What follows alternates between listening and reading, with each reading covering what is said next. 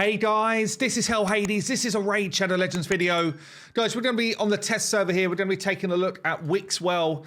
Is he all he is made up to be? I think for this video, rather than going like super end game, I'm going to try and keep this a bit more, I guess, mid to late game. So, if you picked him up as a fusion, is he going to give you a ton of power in the here and now? Yeah, so is he going to be someone who's going to help you out? I think for a separate video, I'll do like an end game Hydra team, and I'll do probably like a maximum damage type of clan boss team. But today I want to do a decent clan boss team, and I want to show him off in some different dungeons. I will still do a maximum damage vid just so you can kind of get a feel for what's going on with that type of stuff. So when I saw him the other day, I factored in already my faction guardians into his base speed. It's actually 102, but still, it's solid. Over 100 base speed. We've got nearly 1,500 base defense, which is a lot for a defense-based champ. So we'll see what his multipliers are like in terms of damage. And then we've got a decent amount of HP as well. So he is, they say he's a defense hero, which normally means that, they've got some damage scaling and they're tanky. But I'd say, really, he should be more of a support hero in terms of what that should say there. So what do we choose from then? He's got a Provoke A1. This is really a Hydra skill, maybe Magma Dragon, because you can book it up to 100% chance to provoke. It is a double hit, which means it's got some utility for Fire Knight. And actually, paired with his A3, we could get some decent Fire Knight early game use out of this guy. So if we've got increased defense up, we've got double hit here, we've got him putting counter attack on himself during a passive. And then if we were able to take that blessing... What is the one here? Faultless defense. Whenever an enemy attacks an ally under increased defense, reflects a portion of the damage back to the attacker. So if WIXWELL has got faultless defense on, and he's put increased defense on his team, then if the Fire Knight attacks you, you'll get 5 stacks of the shield gone, plus you'll get a counter attack from WIXWELL, which is a double hitter. So actually, he will give you 7 stacks of the Fire Knight shield gone just from being attacked, which I think for like a mid-game player is actually pretty decent if you go in that direction. Anyway, his A2 here's got decreased attack. He's also got buff increase, and he also increases the value of shield. The value of the increase proportion is based on the number of buffs which were increased. So the more buffs you've got on your team, the bigger the shield growth will be. This is kind of like a Brogni shield growth, but we don't know the value increase yet. So that's something we're going to be able to test in this video. How much, Brogni gets some pretty juicy shield increases.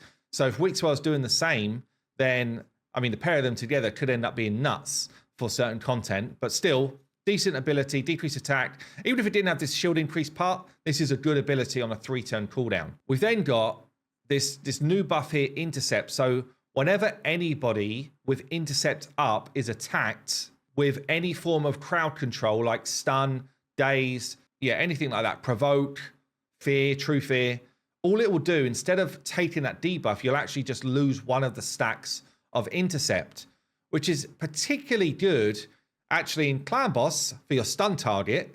It's also going to be good in Hydra for things like, being feared, for being provoked. It's going to be good in the arena if you want to try and protect someone from being, stunned up by Armands or something. So there's a number of situations where this is cool. It's also quite a unique buff in that if you take a turn, it doesn't decrease the value of your intercept stacks. So it's actually coded in a completely different way to any other buff in the game, which is interesting as well. Also, he's giving your team increased defense and a whopping shield. The shield is based on this champion's defense number. So in terms of his kit, it's really good. It's really good for general content. I don't know if he's going to end up in, proper like end game, high level teams. I don't know if he is, but I think he's a really good all-rounder the way we built him out. And we've got defense in all battles here. So the first thing we're going to do is we're going to test his damage in maximum damage, same way I always do. And then we'll get into some content play. Get ready for raid, maximum damage. Okay, then let's do this. Let's see how hard this fella can hit. So we have got nearly 7,000 defense. We've got 307% crit damage in lethal gear. He's rocking the crit damage gloves. He's rocking the defense chest. He's rocking the defense boots. Yeah, everything about him is stacking up damage. We've got the damage masteries with Helm Smasher as well. Let's test this out. He's bringing the aura. We're on stage 20, normal dragon here, which is where I do most of my testing. Let's just test this out. Increased defense from Sifi. We've got poisons on them. Drop defense and weaken on them. Poisons on us. So we're getting maximum potential of damage. Let's start with the A1. You see, starts with a protected counterattack, which I think in most cases is irrelevant. A1 though, let's see what's going on. Double hit, 130k to 260k. Sounds like a lot. It's not terrible. It's also not brilliant. It's not brilliant considering how stacked I've made him be for damage right now. That's not a crazy hit at this level of content. The A3 doesn't hit. So let's just check the A2 out then. Is this going to be a smack or not? 380, I think I saw 360 odd, 380 maybe. It's pretty decent actually. It's quite a big hit, but it's not like top level damage dealer. We definitely prefer him for his kit rather than his hits. Okay, so I'm going to try and simulate, you know, more like a mid-game player. I've stripped off my gear in terms of accessories just because that would be overpowering me because my Great Hall basically does what accessories do. I've got a bunch of extra stats, but ultimately what I've done is I've said HP, crit rate, and speed. I've gone Guardian gear with some Perception gear just as a kind of set choice, but doesn't really need to be anything directly for dungeon running. You could throw him in a bolster set, which would give him some self-healing and some shielding for the team, which would be quite a nice way to do it. I'm just going to throw him in with a Deacon, who, again, I've just kind of like stripped accessories off, made him quick and able to land his abilities. Going to throw a Seeker in there to give me increased attack. We're going to throw a Kale in as a kind of like main damage. Where's my Kale? All of these have got like high level blessings, but they don't have a blessing on. So I'm not like cheating the system, but crit capped, a little bit of crit damage, a bit of attack.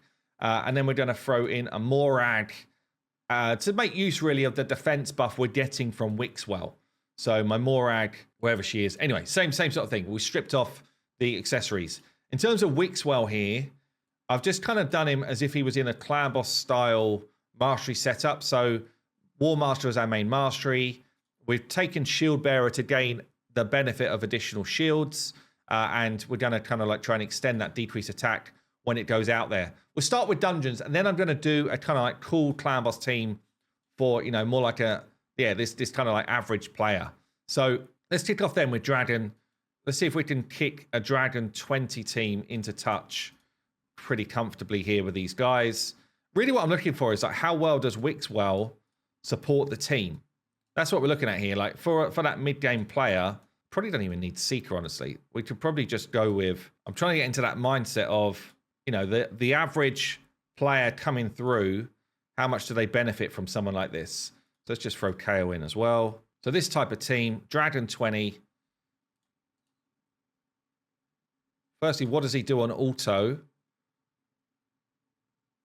On auto, he does the A2 decrease attack rather than putting our buffs up first. That's interesting. I thought he actually would have done the A3.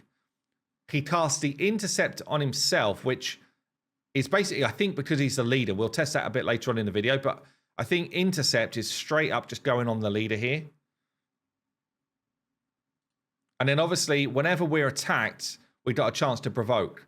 So we've got provoke out there already. When we counterattack, we provoke again.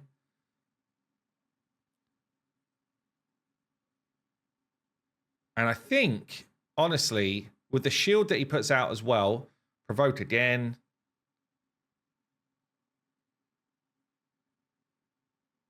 With the shield that he gives us, with the AoE decrease attack, I think he will be a good carry. Now, I'm not saying, by the way, this is, oh, wow, look at this. This is something we've never seen before. There's tons of champions in the game that do what he's doing right now. But it is significant. This is what a lot of fusions do for players that, you know, the kind of like naysayers don't appreciate. It's trying to protect an overall team. We did lose our Kale, which I think for a free-to-play or, an early game team could be a problem. This is where maybe you need that Reliquary Tender or Tree not in there, or someone just as a kind of revive to get someone back.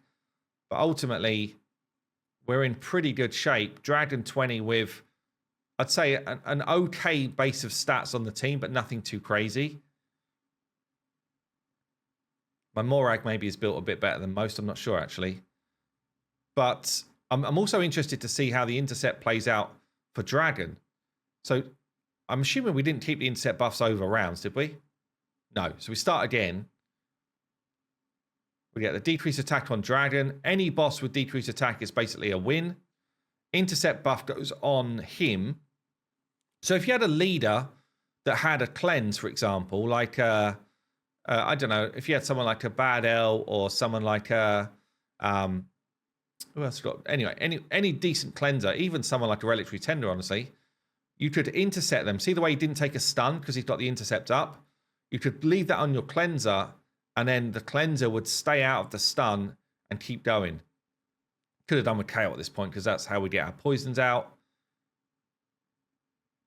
But I think for most content, he's going to be decent. Like, I'm not saying he's top tier or anything like that. I think for most content, he's going to be decent, especially in this kind of like shielding, keeping the team alive type of role.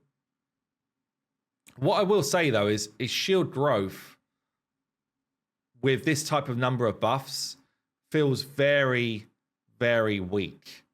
So we're talking about having like, 3 or 4 buffs on each. See that shield growth? It was like minuscule.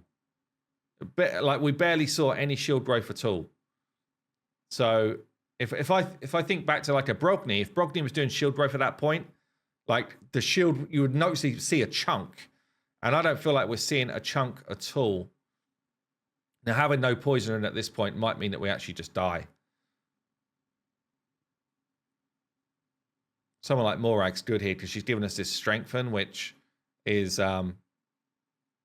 just basically keeping us alive. See that again? The shield growth there, it was nothing. Like, basically didn't exist. But I think he does protect the team really well. So as a general protector, I think he's going to be solid in any content.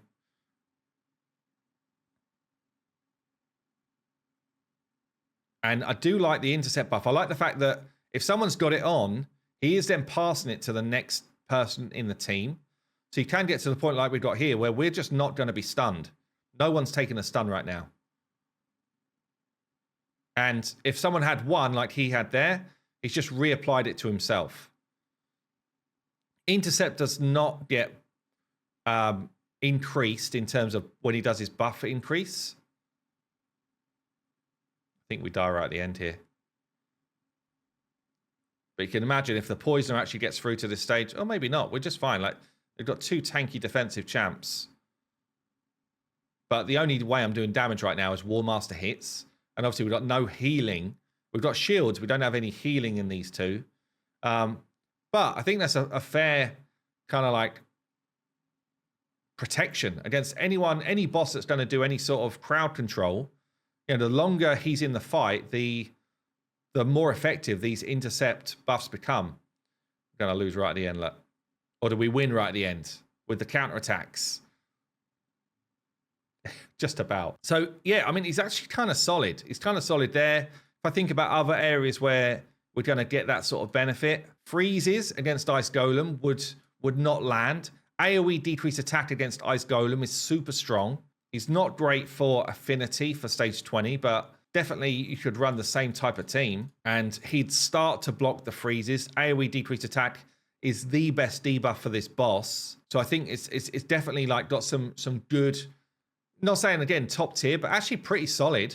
Shields and decreased attack against the Ice Golem. Let's get us to the actual boss. This team is kind of okay for affinity except him. So he's probably going to end up being the target for most stuff here. Interesting, on this wave, he's decided to do his A3 first rather than doing his A2 first. So I don't know if that's because of like an affinity matchup or what. We're about to get wrecked. These shrieks are nasty. Killed herself. So on the boss, AoE decrease attack is, as I say, the strongest buff that you can get. So he's got the intercept buff on himself. Again, if whoever the leader is going to get this first. And that leader, if they've got some form of cleanse mechanic, then any freezes that come off from the boss, you've got a chance to just, cleanse that off. These side adds aren't doing anything that he would stop with intercept. But again, I think it's solid.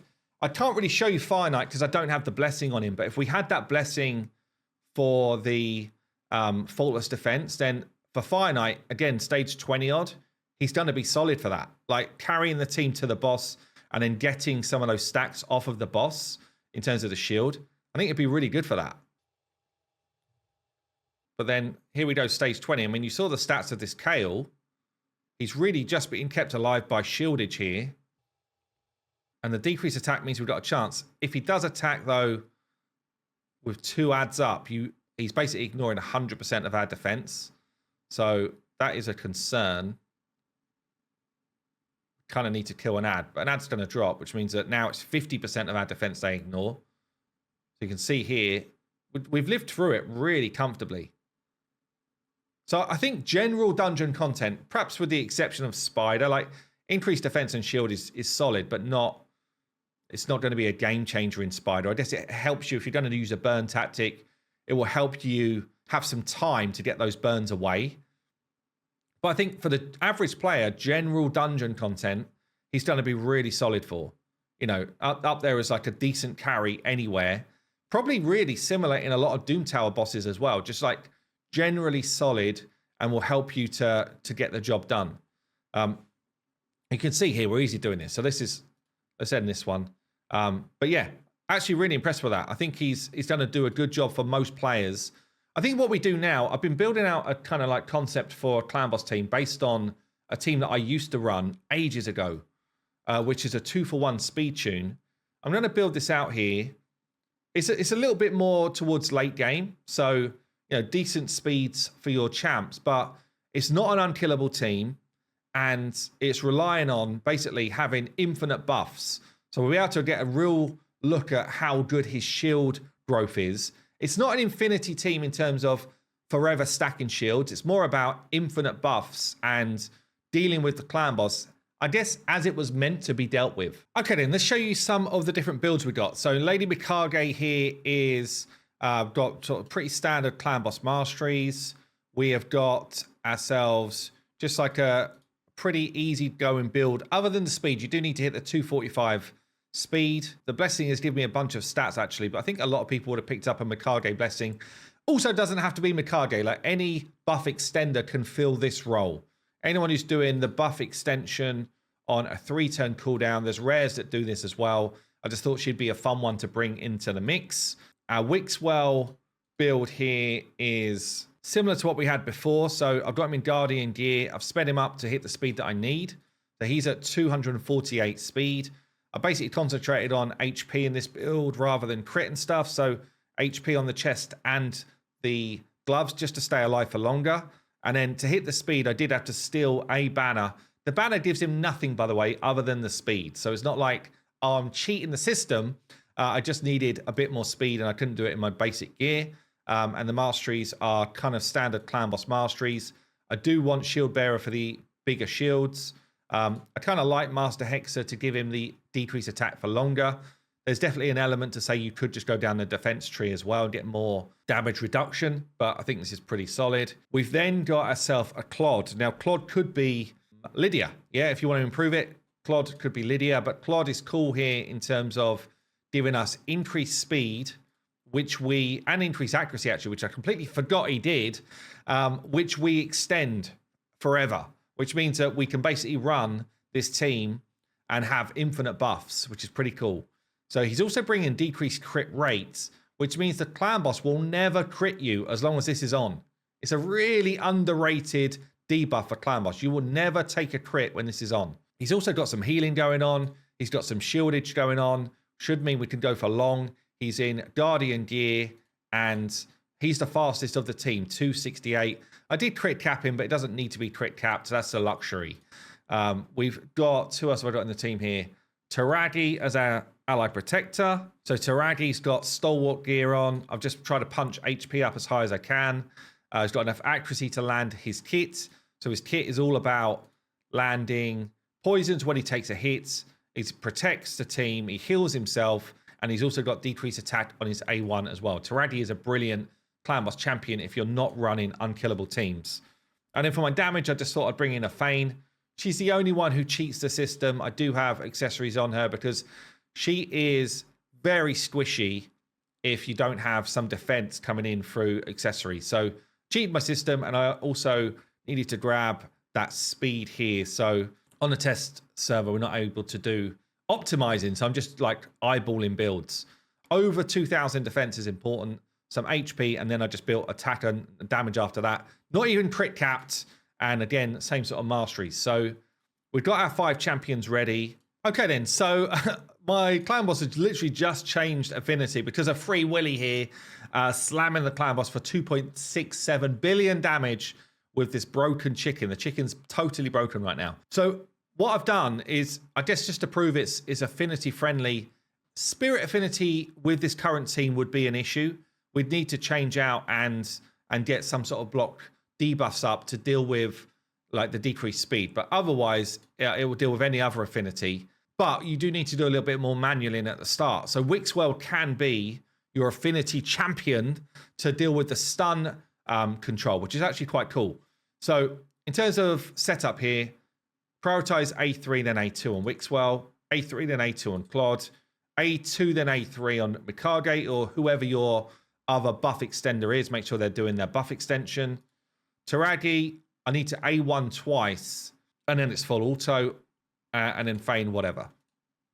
So because of the affinity change that's just happened, what I'm going to do is I'm going to protect the 2 people that this affinity wants to stun with WIXWELL, which is pretty cool, actually. So I'm going to just open up here to Claude. Just going to get our increased speed away. So WIXWELL, first thing I'm going to do is put the intercept buff on my first risk, which is Claude. Yeah, and make sure that he cannot be stunned.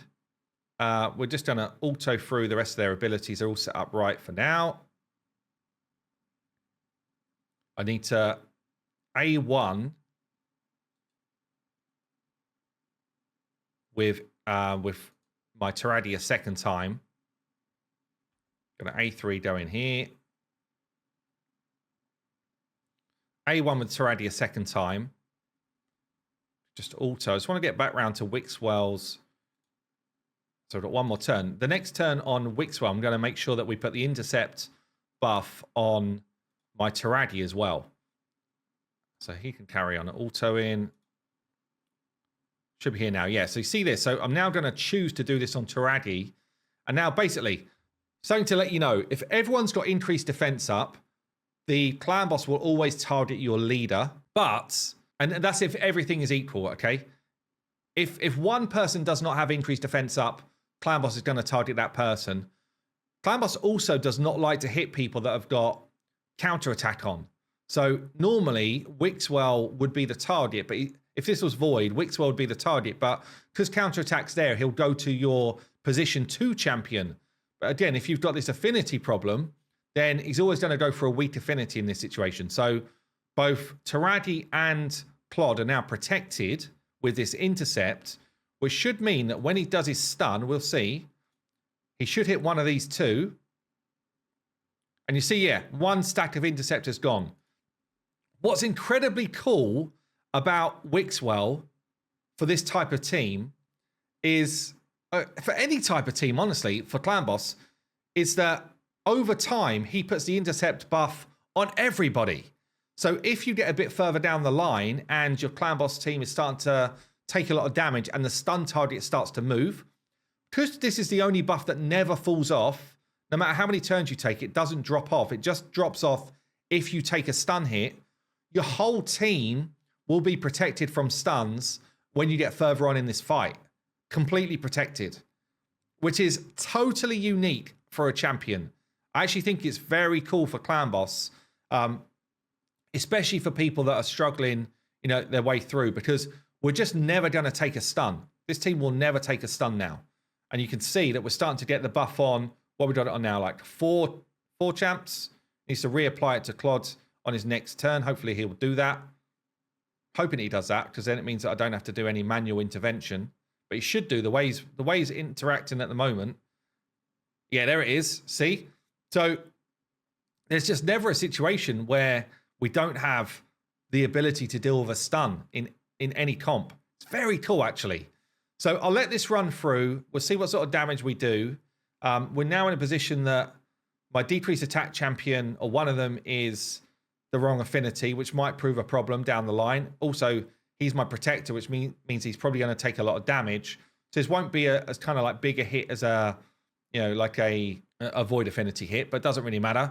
We've always got loads of poisons up. We've always got good buff coverage. In fact, one thing I didn't check really was how much his buff shield growth is with all of these buffs out. Let's check this. Is it going to be his next skill? No, it's the one after this.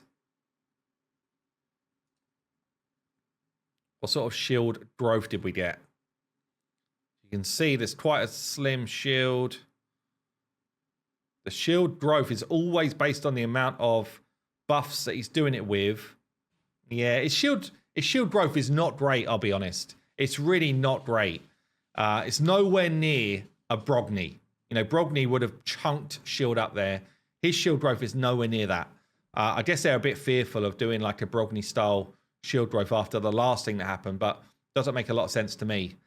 Anyway, let this bad boy roll, and let's see what we get out the other end. Well, here you go. About to die. We've done a 2-key clan boss. The two people that were the negative affinity both got hard wrecked, but I guess, like, imagine if I put actual accessories on people and built the team to be more survivable, I guess. Or is that a word? Survivable. Probably not. Anyway, be able to survive easier. I do think it's going to be really useful for the average player. Like, I think in kind of like the normal player base, all of these different areas that we're speaking about here, he's going to be super solid for. You know, in arena, I don't think he really gets into many arena teams unless it's like live arena. But that intercept buff might just mean that you throw it onto your damage dealer and therefore they can't ever be stunned or feared. Or you throw it onto a cleanser like a, I don't know, anyone who's going to cleanse your team basically, and they never get the stun. So then they can cleanse off the stun from other people. Maybe we start seeing him in some live arena, but I can't, in my head, I just don't think he makes a lot of sense for, you know, like real end game arena meta stuff. But the intercept buff is definitely interesting, and I could see it being used in some Doom Tower bosses as well. So I actually think really solid. And then, as I say, I'm going to go for like a more end game Hydra team and perhaps an Infinity Shield team with Brogni over the next few days. If you want to see it, let me know down below. Anyway, I've been Hell Hades. WIXWELL is coming soon. Let me know what you think, and I'll see you in the next one.